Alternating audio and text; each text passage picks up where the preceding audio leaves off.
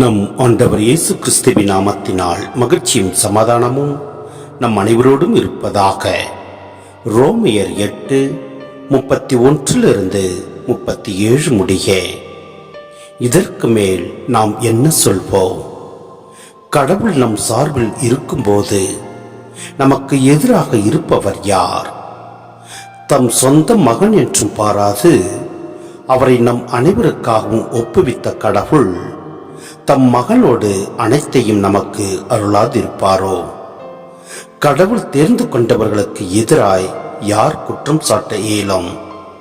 அவர்கள் குற்றமற்றவர்கள் என காட்டுபவர் கடவுளே. அவர்களுக்கு யார் தண்டனை தீர்ப்பு அளிக்க இயலும்? இறந்து ஏன் உயிருடன் எழுப்பப்பட்டு கடவுளின் வலப்பக்கத்தில் இருக்கும் கிறிஸ்து இயேசு நமக்காக பரிந்து பேசுகிறார் அன்றோ? கிறிஸ்துவின் அன்பிலிருந்து நம்மை பிரிக்கக்கூடியது எது?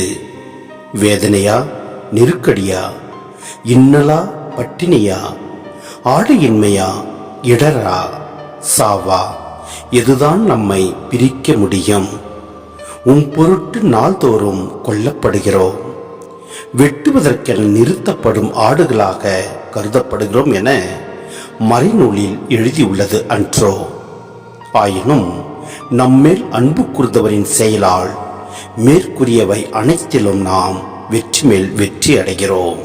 சிந்தனை: வாழ்வின் வேதனை, பசி, அவமானம், இன்னல்கள் போன்றவை எதுவும் கிறிஸ்துவின் அன்பிலிருந்து நம்மை பிரிக்க முடியாது.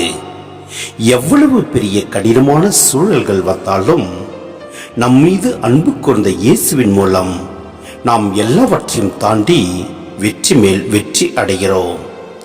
வாழ்வில் பயம் கொள்ள தேவையில்லை.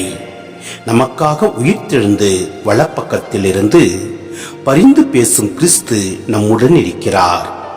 எங்கு சென்றாலும் எந்த நிலைமையிலும் இறைவனின் அன்பு நம்மை தாங்கி பிடிக்கும்.